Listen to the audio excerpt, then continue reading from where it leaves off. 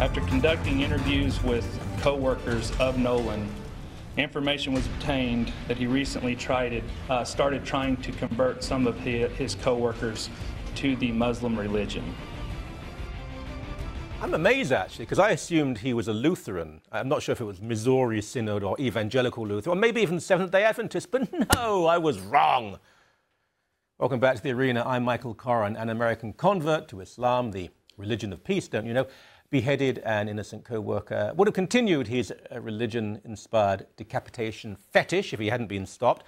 But why is there such a denial of the connection between Islam and beheading? Anthony Fury joins us, and I say this not because I have to, because I want to. No one is implying that all Muslims behave so appallingly. Of course not. Often the victims of such behavior. But it's not Christians, it's not Jews, it's not Hindus, it's not Buddhists, it's not Baha'i who are doing this sort of thing. There seems to be a certain theme. It is based in Quranic teaching and some of the aspects of the Hadith. No one has ever said all Muslims are terrorists, yet everybody always rushes to say, don't say that line. Exactly. And I wonder why folks rush to say that when I've never actually heard that seriously asserted by anyone before. Michael, I just wish that polite society allowed posing these questions a bit more in terms of what is the connection here? What's going on? Of course, we have the U.S. government, Barack Obama, acknowledging this as workplace violence. It's one thing to have done that back in the Major Nadal Hassan days. I thought that was a terrible thing that they did, labeling that workplace violence. But they weren't in the midst of the Islamic State surgence that we're seeing in Iraq and Syria, where our own boys from Calgary, Hamilton, people in the U.S. are getting inspired by this, whether it's online stuff, people in their own communities, who knows? So to whitewash it like they're doing there, given what we're facing right now, I think makes the head in the sand tactics even doubly egregious. If you'll forgive the pun, I suppose. It was Fort Hood, wasn't it, where the shooting took place. Even then, here was a man who attended a fundamentalist mosque, had said he was an Islamic fundamentalist, was promoted to major when he didn't deserve it because there was they needed people of that rank, and wanted to murder American soldiers, yet still we were told workplace violence. If we identify it as jihadist inspired, I don't think that means that every Muslim will be in despair. The usual suspects will complain, oh, how can you say this about us? But I don't care what they think. We have to speak the truth.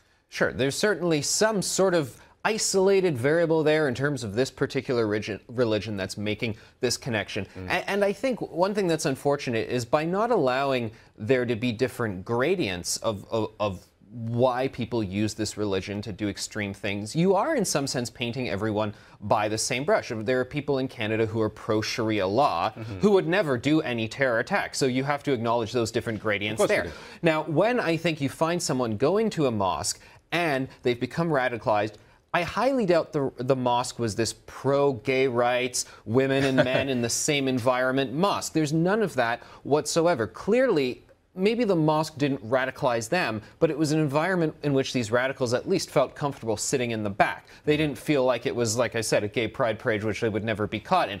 And I really wonder why in the Justin Trudeau going to the mosques narrative, for instance, the whole thing has become about how Harper thinks about it, what Trudeau's doing. Why aren't people going to these establishments that we have some aspersions cast about and putting the mic in front and saying, what do you think about women's issues? What do you think about gay issues? These issues that if Rob Ford said anything resembling them, well, the media would and have been outside his home for days straight, dozens of them with the microphone. Why are we not posing these questions? That's a very good point indeed, because there are gradations. And very few people believed in armed, violent jihad, but many do believe in fundamental values that run contrary now to the Canadian people.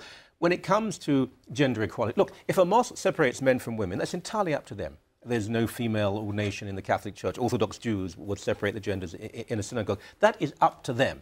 But it tells you something about where their heads are at in terms of Western values. And if the next step is those women have no influence in society, they have to cover themselves completely in case a man looks at them.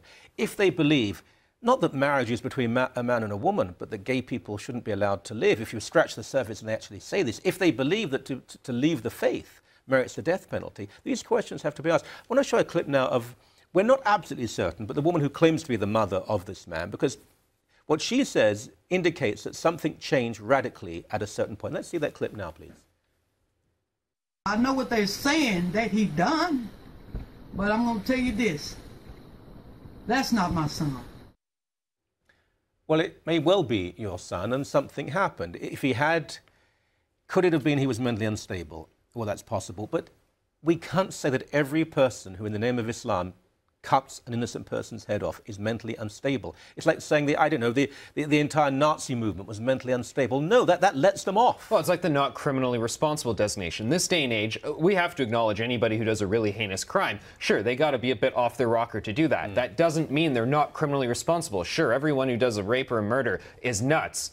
But they're still nuts in a culpable way. Yeah. And we have to really be rigorous in terms of pushing that culpability on them. And anybody who has, I think, an approach towards Islam that is not fully compatible with Western society, we've got to start saying, no, that's not good, because it's going to get you in a position where you might commit an action which you should be morally and legally culpable for. And it's not our way of life. Whether we're talking just the pro-Sharia crowd or the extreme version, which is the guys going off with the Islamic State.